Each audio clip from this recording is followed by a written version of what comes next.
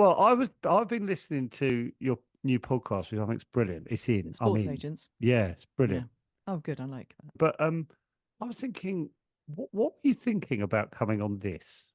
Uh, Because I don't know what value we add. Because because I was thinking, because listening to yours, I was like, oh, I know. I'm really getting like the inside scoop, and I feel like I listen to pods in different ways. Some I sort of save. This one's a saver. Like if I go for a run, I go, oh, great, because I'll get really immersed. Some I get immersed in, some are background. Yeah. And this one's an immersive one where I'm like, I can't do something else. Like I can't be washing it. I have to sort of focus. And I was like, oh, wow, now she's coming on ours, which I think is probably the other end of the spectrum. So I was just wondering what your thoughts were.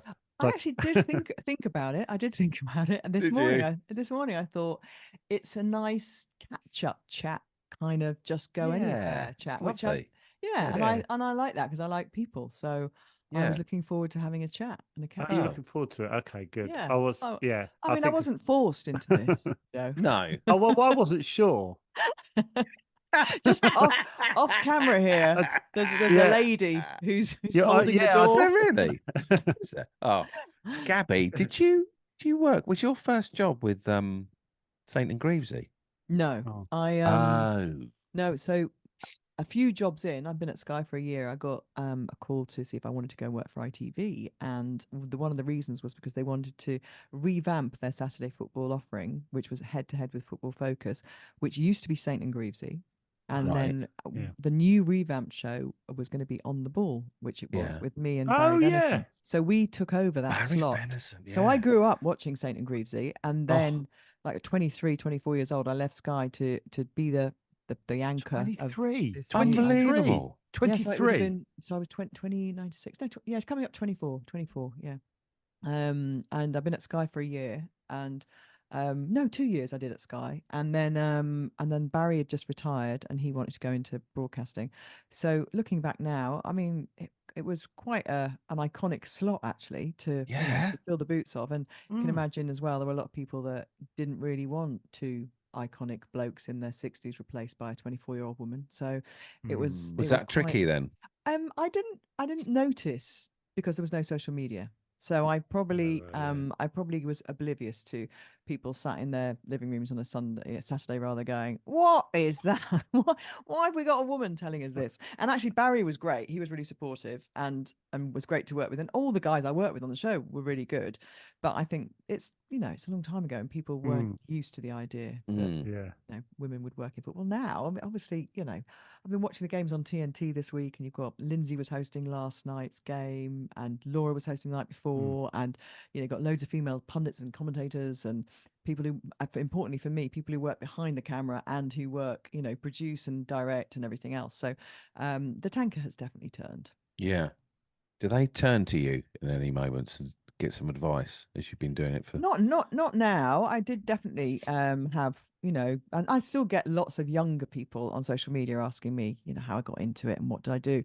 But I think at the beginning it's interesting. I was talking to Annie Mack actually on her podcast about she was quite unusual and being a female DJ in the situation she was early on in her career.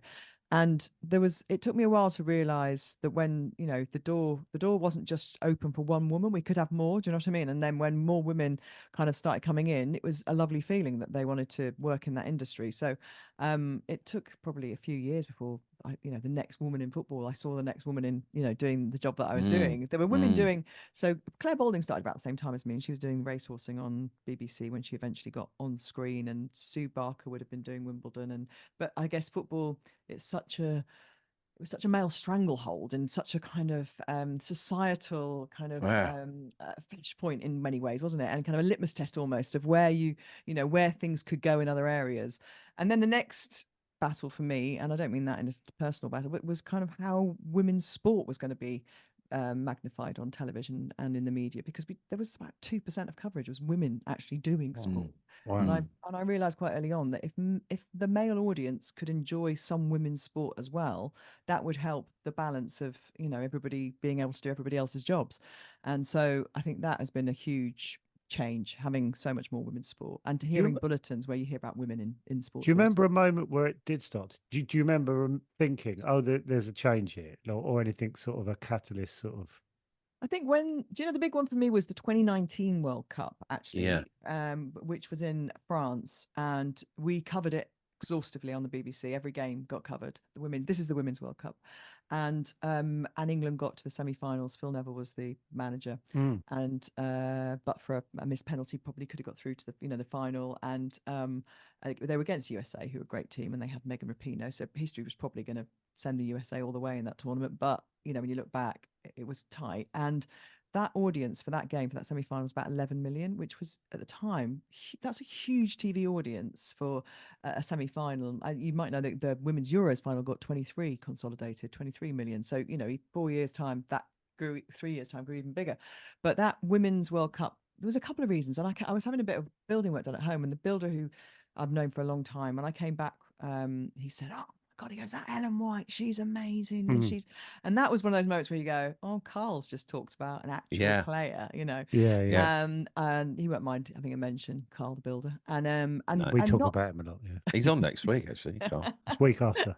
Oh, and I there was a few other moments like that. My daughter came back from school and she said, and she doesn't play football, but she said, "Oh, Mum, the girls are all talking about the Women's World Cup." And that for me was really important, because it wasn't that all those girls were going to become footballers, but just what they could see as possibility for Mm, themselves outside of what they had previously thought was for them. So that was a big change. But also, if you go back 2012, the Olympics in 2012, we had so many amazing female sportswomen from that mm, Olympic Games who became poster girls, and we still talk about now. And I think we had more women winning golds then than men, which was the first time. So I mean, it's 1964 is the first time a woman won a gold medal for Great Britain at the Olympics, Mary Rand. And it's a short period of time, really, when you look at the what's happened in lots of different sports, but certainly what we expect from female sports stars, going into these championships. So yeah, I think the last 10, 15 years has definitely been a big movement. And I've got an 18-year-old son who it doesn't register, for him. no, It doesn't even not notice. even a